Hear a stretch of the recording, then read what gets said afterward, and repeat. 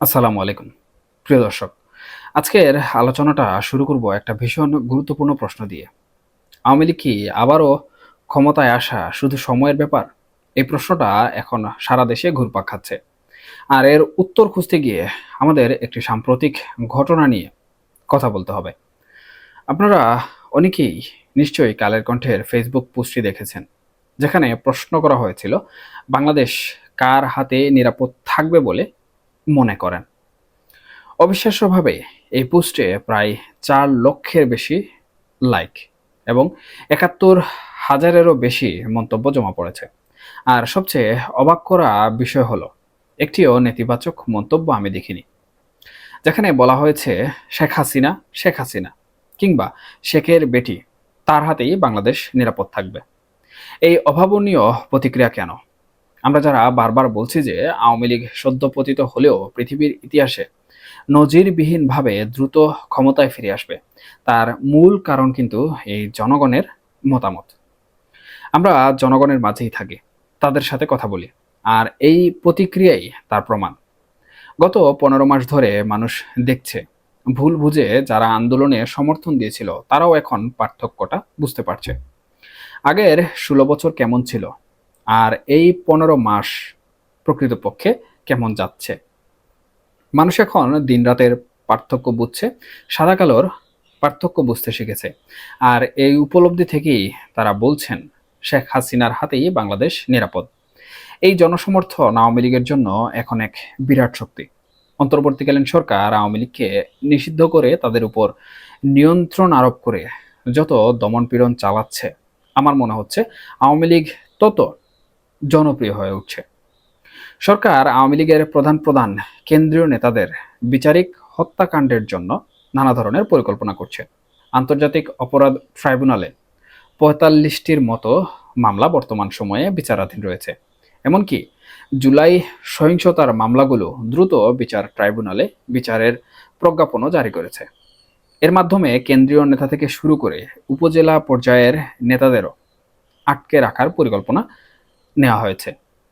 কিন্তু সরকার যত কঠোর হচ্ছে, আওয়ামী লীগ তত জনপ্রিয়তা এগিয়ে আসছে। সম্প্রতি আমরা দেখলাম ঢাকায় ২০ থেকে ৩০টির বেশি স্পটে আওয়ামী লীগ বড় বড় মিছিল করেছে। শুধু তাই নয়, শোনা যাচ্ছে যে সাধারণ মানুষ তাদের নানাভাবে সহযোগিতা করছে, পাড়া মহল্লায় তাদেরকে আশ্রয় দিচ্ছে, এমনকি বাস ভাড়াও নাকি নিচ্ছে না। কাজেই আওয়ামী লীগের ফিরে আসাটা আসলে এখন শুধুমাত্র সময়ের ব্যাপার। গত ১৫ মাসে মানুষ বুঝেছে এই সরকারের উপর কোনো ভরসা নেই। এরা দেশটাকে অন্যরকম বানিয়ে ফেলছে। আর এই পার্থক্যটা বোঝা খুব জরুরি ছিল। এই উপলব্ধিটা আওয়ামী লীগকেও বুঝতে সাহায্য করছে যে তারা বাংলাদেশের জন্য গুরুত্বপূর্ণ। এর ফলে আশা করা যায় তারা নিজেদের ভেতরের অনিয়ম এবং অব্যবস্থাপনাগুলো কাটিয়ে শুদ্ধভাবে বাংলাদেশের রাজনীতিতে ফিরে আসবে। এখন প্রয়োজন একটি অবাধ, নিরপেক্ষ এবং অন্তর্ভুক্তিমূলক নির্বাচন। যদিও ইউনূস সরকার এখনও সেই পথে হাঁটছে না, কিন্তু আন্তর্জাতিক চাপ ক্রমশ অন্তর্বর্তীকালীন সরকারের উপর বাড়ছে। ইতিমধ্যে ৬টি মানবাধিকার সংস্থা ইউনূস সরকারকে খোলা চিঠি দিয়ে অন্তর্ভুক্তিমূলক নির্বাচনের চাপ দিয়েছে। এটি নিশ্চিত যে অন্তর্ভুক্তিমূলক নির্বাচন ছাড়া বাংলাদেশে কোনো নির্বাচন হবে না। ইউনূস সরকার ফেব্রুয়ারিতে নির্বাচনের সময়সীমা নির্ধারণ করলেও আমার মনে হয় না তারা সেই নির্বাচন আদৌ করতে পারবে। নির্বাচনটা হয়তো একটু দেরিতে হতে পারে, কারণ আরেকটা সরকার আসবার সম্ভাবনাও কিন্তু এখানে রয়েছে। সেই সরকার হয়তো কিছুটা সময় নেবে, ৬ মাস বা ১ বছর। কারণ গত ১৫ মাসে দেশকে যে বনজঙ্গলে পরিণত করা হয়েছে, সেখান থেকে একটা শুদ্ধ সমাজে আনতে কিছুটা হলেও সময় লাগবে। কিন্তু সেই সময় পরে যে নির্বাচন হবে, সেখানে আওয়ামী লীগ ভূমিধস বিজয়ে ক্ষমতায় আসবে, এই আলামত স্পষ্ট দেখা যাচ্ছে। যারা একসময় আন্দোলনকে সমর্থন করেছিল, তারাও এখন পক্ষ পাল্টানো শুরু করেছে। তারা বুঝতে পারছেন আওয়ামী লীগকে আসলে কোনোভাবেই ঠেকিয়ে রাখা যাবে না। তাই আমি জোর দিয়ে বলতে পারি, আওয়ামী লীগের রাজনীতিতে ফুল ফেজে ফিরে আসা এবং পরবর্তীতে ক্ষমতায় আসা, এটা হচ্ছে শুধুই সময়ের ব্যাপার, জাস্ট ক্ষণ গণনার ব্যাপার। সেই সময়টা কবে, সে পর্যন্ত আমাদের অবশ্যই অপেক্ষা করতে হবে। কিন্তু এর পূর্বে আমরা বেশ কিছু বড় পরিবর্তন বাংলাদেশে লক্ষ্য করব। বিশেষ করে আমাদের যে সরকার ব্যবস্থা রয়েছে সেই সরকার ব্যবস্থার মধ্যেও একটি আমূল পরিবর্তন আসবে। ইতিমধ্যে অন্তর্বর্তীকালীন সরকারের নিরপেক্ষতা নিয়ে কিন্তু নানা ধরনের প্রশ্ন ওঠা শুরু হয়েছে।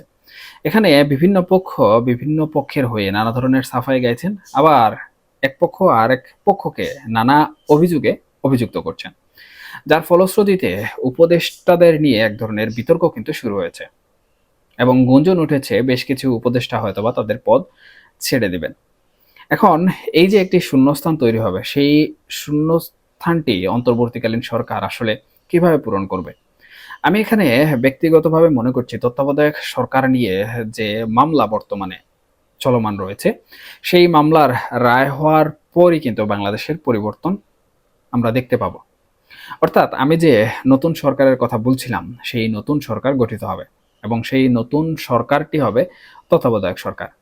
এবং তত্ত্বাবধায়ক সরকারে বর্তমান যে সকল উপদেষ্টারা দেশ পরিচালনা করছেন সেই সকল উপদেষ্টারা হয়তোবা নাও থাকতে পারেন।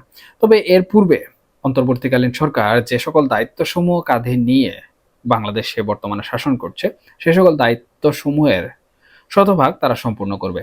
এর মধ্যে প্রথমটি হচ্ছে আওয়ামী লীগের বিচার।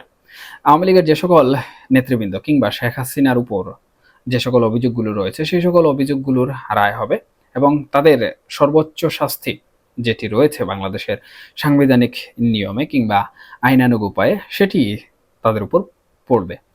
এবং সেই রায় কবে কার্যকর হবে এটি আসলে বর্তমান সময়ে বলা যাচ্ছে না, কারণ যিনি সর্বোচ্চ মামলার আসামি অর্থাৎ শেখ হাসিনা এবং আসাদুজ্জামান খান কামাল স্বরাষ্ট্রমন্ত্রী ছিলেন সাবেক, ওনারা কিন্তু বর্তমান সময়ে ধরাছোঁয়ার বাইরে রয়েছেন। ওনাদেরকে কবে ফিরিয়ে আনা হবে, কবে রায় কার্যকর করা হবে এটি কিন্তু অনেকটাই চিন্তার বিষয়। যাই হোক, আমি এদিকে যাচ্ছি না।